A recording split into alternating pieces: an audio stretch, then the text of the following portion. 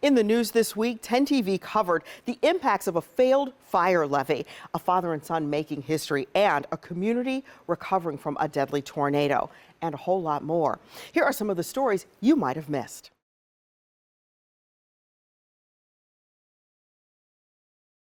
This traveling exhibit is a moving memorial to 22 Marines and 1 Navy corpsman. 23 life-size portraits honoring their service and sacrifice. Comfort for the grieving.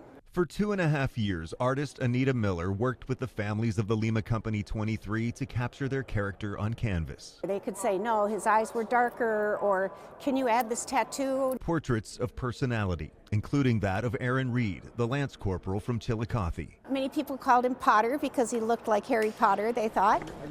I got involved because I knew Justin Hoffman here.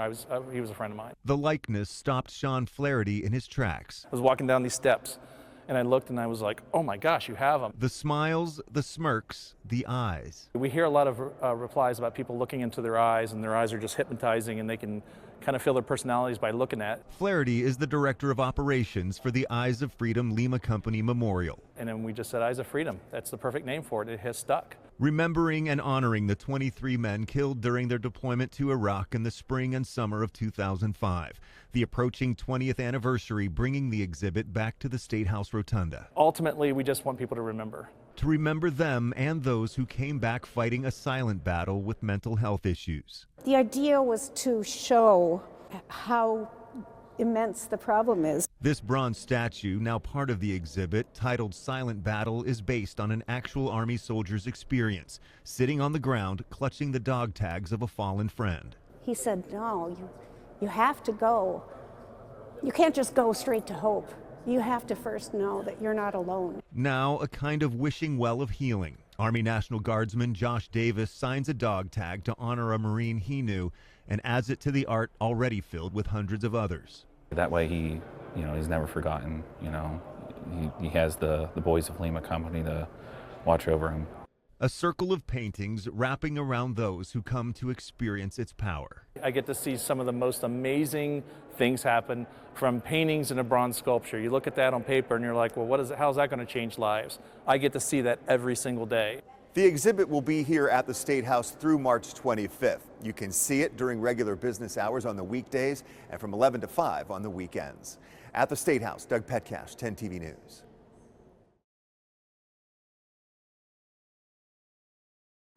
I was right behind the cars that were. There are 4 cars that are totaled.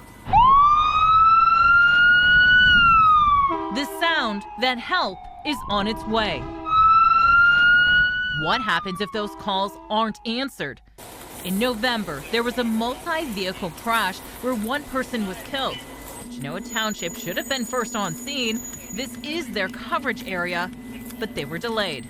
And how far away is that vehicle coming to help you in your time of emergency? Genoa Township's levy in November failed by just a couple hundred votes. As a way to save money, Chief Joe Ponzi made the decision not to fill positions when people are out sick or on vacation.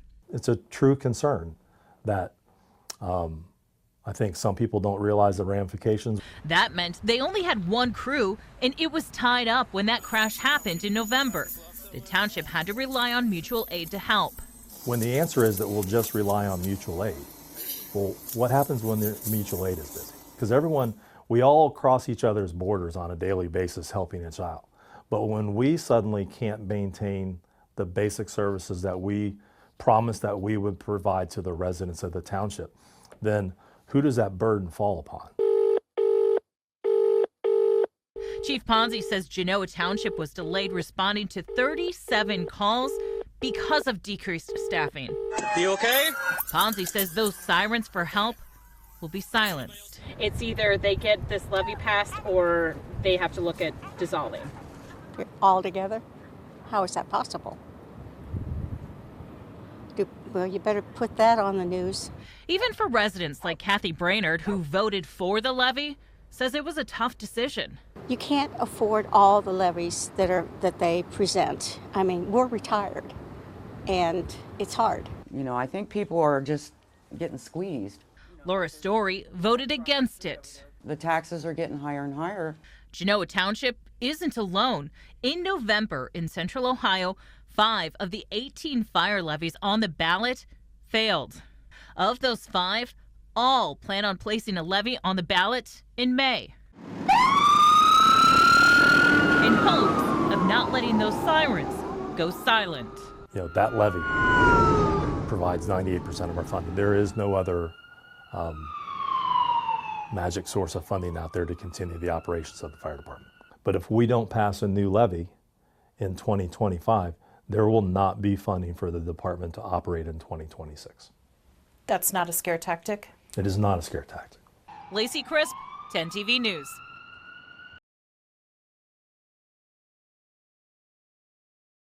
Jay Johnson immediately reported her stolen benefits to the county's Department of Job and Family Services. But now there's no way for her or any other victims to get any of that money back. Well, as soon as I got loaded, they took it. Johnson woke up this morning to find out her card was used at a store 350 miles away in Chicago. DJFS told her to lock the card, but it was too late. The $950 she receives monthly was gone. The federal government stopped reimbursing stolen SNAP benefits in December, leaving Johnson with only 46 cents to last the month.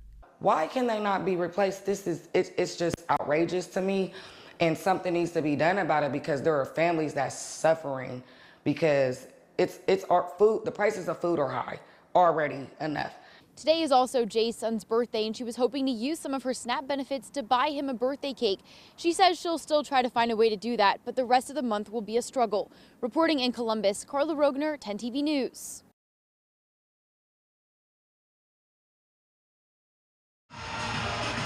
It's cheers you always imagine.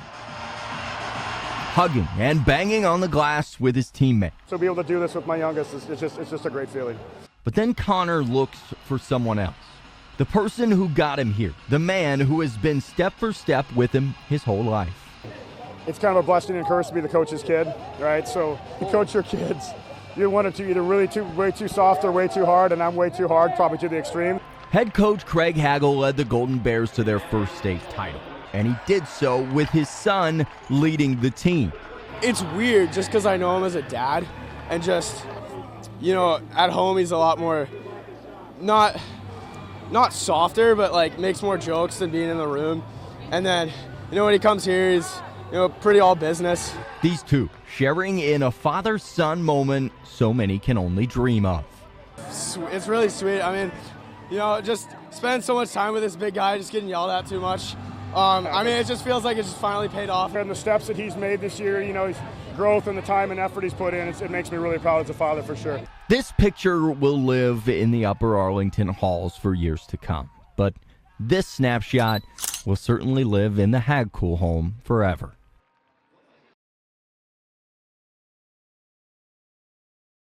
It's something we've all seen before, a cloud from vape smoke. The amount of people that I see every day dealing with tobacco addictions and trying to break them. Now, students are taking action to stop vaping. Kids have started to get creative on how they vape in class. Some use a sweatshirt where the strings are connected to a vape. Others have a watch where you can pop the face out and smoke. They see a lot of people using it, first of all, so it's become normalized, and once you get that one puff, it starts to become more addictive. The students say one of the biggest things that attract kids to vaping is the different flavors. We have cotton candy, coffee, cherry cola flavor, and if we can eliminate the flavors, then that is one step to eliminating tobacco addiction in teens and kids. That's why they want lawmakers to ban flavored tobacco products. They are also helping push Governor Mike DeWine's budget that includes an increase in tax for tobacco products and more tobacco education in schools. Earlier intervention, especially like middle school, maybe elementary, talking to them and letting them know and showing them these things about how bad these things are and the health effects. It's very sad to see that students are getting expelled for 10 days. They're not having their schooling. They are getting out of class just to vape because they are addicted, and this is a serious problem. They hope that their advocacy against tobacco and vaping makes a difference for the future. I really am advocating for those who cannot. Since COVID-19, school districts have been plagued with chronic absenteeism and changes in reading and math proficiencies. And although there are some programs in place to help combat those issues, school leaders say it may take years until we start seeing the results. The disruptions districts faced during COVID were multifaceted. Students endured isolation, loss of life, but ultimately a lack of accountability, not being in the classroom. The percentage of Ohio students not math or reading proficient rose in 2022, but president of the Ohio Education Association, Scott DeMauro, says it's finally rebounding. One thing that we are still not seeing a return to pre-COVID levels is the readiness of our kindergarten students. Recent data by the nonprofit Groundwork Ohio found 65% of Ohio children are not kindergarten ready. We're still dealing with the aftermath. Gina Cranebrink says the 2020 kindergartner that's now in 5th or 6th grade are the ones especially struggling. Just started to slide, and that slide kind of went further and further, and it's a snowball effect in math and in reading. Chronic absenteeism is another issue that's continued. The Ohio Department of Education and Workforce found more than a quarter of Ohio students are regularly absent, meaning they are missing 10% of the school year. I think we've been making some progress, but there's still a lot of work to be done. DeMauro thinks expanding the COVID initiative of universal school meals will get more kids back into the classroom. But other state legislators think expanding hours in the classroom will help. House Bill 145, introduced late February, could increase the minimum number of instructional hours for grades 7 through 12 by 53 hours if passed. If legislators at the state level are going to require more time for instructions, then, it's a reminder that they have to do their constitutional job and ensure that all of our public schools are fully and fairly funded. The Ohio State Finance Committee is still working on the proposed $12.4 billion education budget for the 2026 fiscal year. In Grove City, Bryn Caswell, 10 TV News.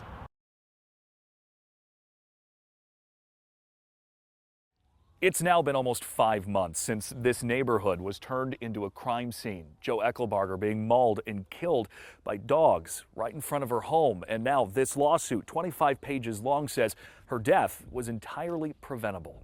It's not okay, and something has to change. This can never happen again. A family -1. My life's changed forever. I got a life sentence when this happened, and I'll never be the same. Joe Eckelbarger's children speaking to us for the first time since their mother's brutal death outside her Asheville home. Gruesome photos shown on screen and included in their lawsuit detail the horrors of what happened to their mom. That's just a reminder of what happened that day. It's awful. It's reckless. Immediately after the attack, 10 TV found that the dogs involved had a violent history, but were never taken away, and several cases against their owners, Adam and Susan Withers, were dropped in municipal court. The lawsuit says County Dog Warden Preston Schumacher and the Condo Association are partly to blame for their failure to remove the dogs after prior incidents of violence. The notion that a dog can kill and gets a free pass is absolutely ridiculous. Newark Representative Kevin Miller tells me he intends to introduce legislation strengthening laws targeting dangerous dogs and their owners. Just this month, a Columbus child was severely injured in a dog attack. That dog also had a violent past. That dog's owner now faces 4 charges. For Eckelbarger's children, they hope their mother's death will be what prevents someone else from being hurt. My mom lost her life, and it needs to mean something. Something good needs to come of that, and what that is change. Adam and Susan Withers, the mother-son duo who owned those dogs, both were found guilty in Pickaway County Court of involuntary manslaughter, among other charges, and they're still waiting to be sentenced. In Asheville, Colin Dorsey, 10 TV News. New York City Council is coming up with a new court called Home Court to address its homelessness issue. Instead of finding people that could possibly lead to jail time, New York City Council is now creating Home Court to help homeless people. They're going to be given an opportunity to be served by one of our social service groups. Koss Jr. opposed the finding for public camping. He says this plan is more empathetic and looks to help people who are in need instead of hurt them. There's so many other issues that go along with being homeless. There's medical issues, there's issues of just not having nutrition, not having food, social and family issues. Deb Dingus, the executive director of United Way Licking County, says she's happy the city is taking a new approach, but she wants them to do more. To talk about how we're going to be preventative and address chronic homelessness. Unless we provide housing, then we're not addressing the root reason why so many of these people will be in home court. Dingus says as Licking County grows, so does the homeless population. For Cost Jr., he says more work needs to be done, but getting rid of fines is a good start. To say that this is a cure-all isn't fair, but I think this is a huge improvement over where we've started. And there is no date yet on when this court will start, but it will happen once a week on Wednesdays. Reporting in Newark, Tara Jabor, 10 TV News.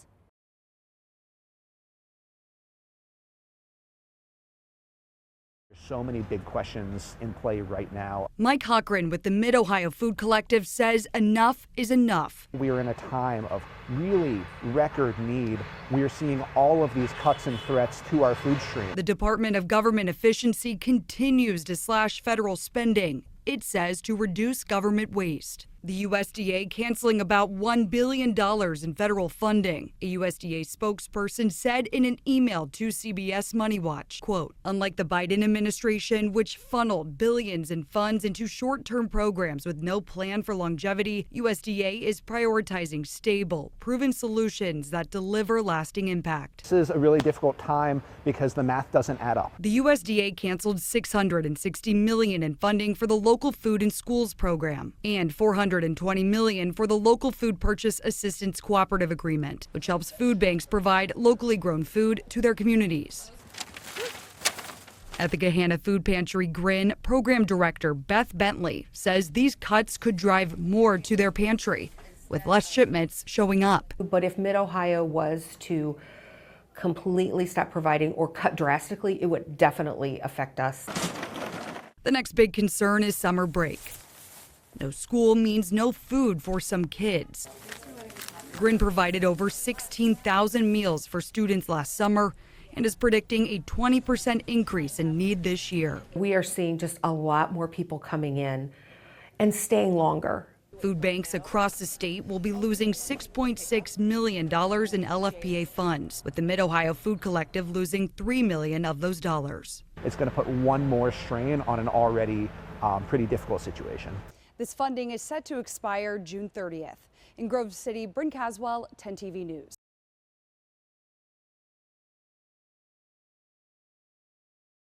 There's pieces that are missing that will never be replaced. A year ago tomorrow, the sound of chainsaws echoed through the air.